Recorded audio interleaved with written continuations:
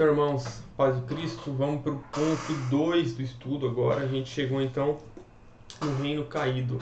Toda aquela criação perfeita, aquele padrão de reino perfeito que Deus criou e era da vontade dele, a gente vai ver que vai agora por água abaixo, porque Adão e Eva, que representavam ali o povo de Deus, eles vão cair, vai haver a queda.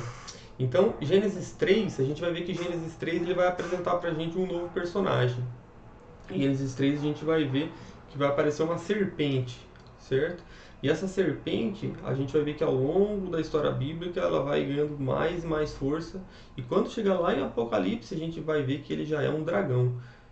A gente vai ver lá em Apocalipse que fala o grande dragão, que é a antiga serpente, Satanás, certo?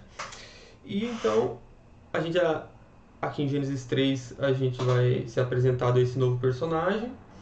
E a gente sabe que Satanás,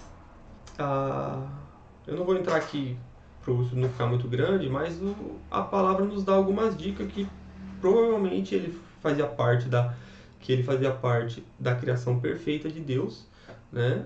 Um anjo que se rebelou contra Deus e ele foi penalizado sendo expulso do reino. E ele queria ser como Deus e essa inveja, esse ódio dele quis levar toda a criação perfeita de Deus para o buraco junto com ele, certo? Então a gente vai ver que ali em Gênesis 3, então ali em Gênesis 3 é isso que a gente vai ver. Deixa eu colocar aqui, ó.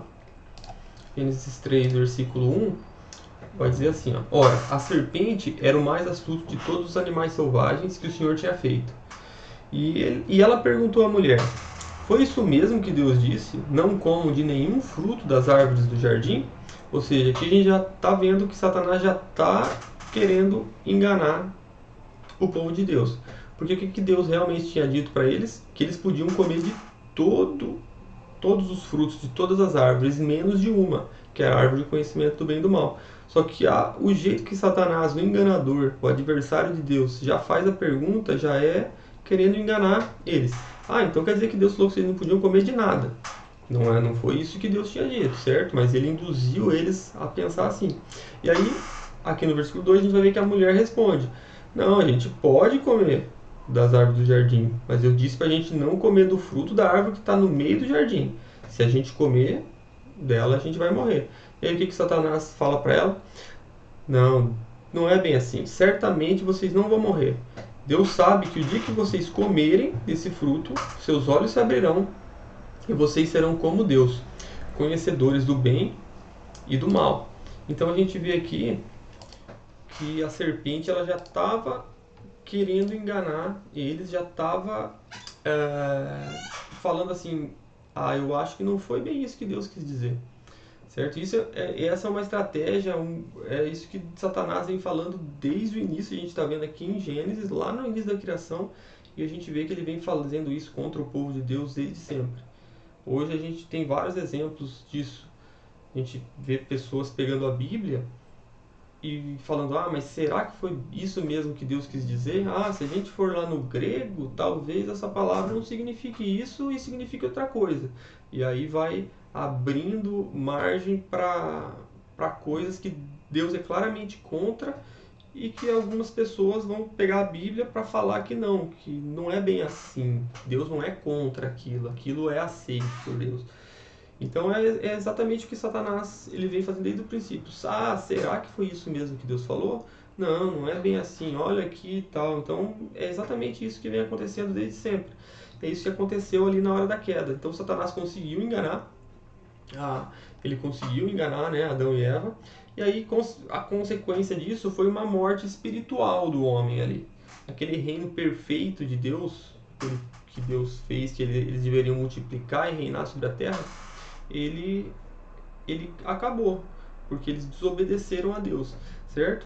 Mas aí a gente pode pensar, mas qual será o problema então de a gente conhecer o bem e o mal? Por que a gente não pode conhecer o que é bom e o que é mal?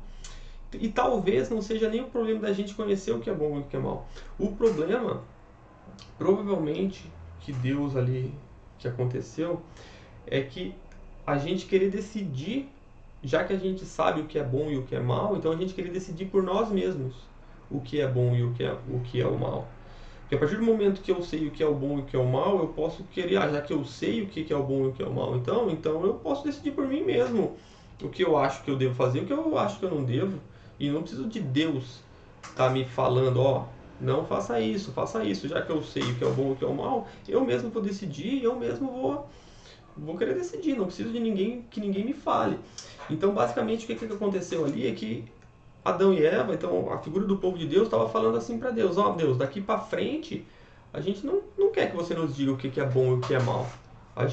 Eu sei o que fazer, eu já sei o que é bom e o que é mal, eu posso decidir por mim mesmo, e não você, não preciso que você me fale o que é o bom e o que é o mal. Então, basicamente, foi isso que aconteceu ali. E as consequências disso, dessa queda, a queda desse reino perfeito que Deus tinha feito, é que um Deus que ele é totalmente amoroso e misericordioso, ele também, ao mesmo tempo, ele é totalmente justo, certo? E ele exige uma punição para a desobediência, certo? E quando esses relacionamentos perfeitos, o padrão ali que Deus tinha criado foi quebrado por essa desobediência deles, então tanto o homem se separou de Deus, quanto o homem e a mulher, o relacionamento deles também foi prejudicado. Lembra que eles não tinham pecado, eles se viam nus, não tinha nenhuma malícia. Então, não só a relação entre o homem e Deus foi quebrada, mas também entre o homem e o homem foi quebrada. Então, toda a confiança, o respeito, a intimidade, aquele relacionamento perfeito que eles tinham também caiu. Então, houve a queda tanto do relacionamento de Deus com o homem, quanto do homem com o próprio homem. Certo? E Gênesis de 4 a 11 depois vai mostrar toda a consequência, né, as consequências dessa queda nas próximas gerações. O pecado foi se espalhando, foi ficando cada vez pior, até que Deus, então, ele teve que intervir no episódio de Noé. Então, Deus manda o dilúvio, acaba com toda aquela criação, chama Noé e a família dele e vai iniciar de novo uma criação, ou seja, aquela criação foi devastada e ele ia começar de novo com Noé. Se você assistiu os vídeos que eu fiz sobre as alianças, lá na Aliança com Noé eu falo mais sobre isso, que Noé, ele, em algum sentido, uma figura de um novo Adão, porque várias das coisas que ele falou para Adão e Eva, ele vai falar para Noé, para eles multiplicarem, para eles dominarem sobre a terra, ou seja, como se fosse uma nova criação. E Deus vai fazer essa aliança com Noé, para eles começarem do zero, tudo de novo, e aí o que a gente vê? Os filhos de Noé também, a descendência, né, de Noé, a gente vai ver que também vai ser uma descendência corrupta, vai haver uma queda, os paralelos da queda de Adão e Eva com o que acontece lá com Noé em Gênesis 9. Então a gente vê todos esses paralelos. E aí a gente vê que dessa descendência de Noé, eles vão querer construir a Torre de Babel, querem chegar até Deus, ou seja, eles querem ser igual a Deus, igual aconteceu lá com Adão e Eva. E então Deus intervém de novo, separa os povos, as línguas, e aí então eles queriam chegar a ser igual a Deus, Deus separa tudo isso, e isso vai nos levar para o nosso próximo ponto, né, o nosso próximo estudo, que vai ser o reino profetizado, certo? O reino prometido, desculpa. Só que então, agora a partir da queda, com essa queda do homem, qual foi o padrão que ficou no reino, certo? Deixa eu vir aqui e voltar para o slide. Então, qual é o padrão que ficou no reino caído? O povo de Deus, que era representado em Adão e Eva, ele não existe mais, certo? No lugar que Deus escolheu, que era o Jardim do Éden, eles foram banidos daquele lugar.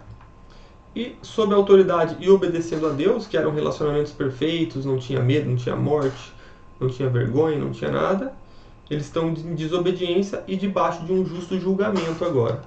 Então, a partir da queda, é isso que, no padrão do reino de Deus, é isso que aconteceu, certo? E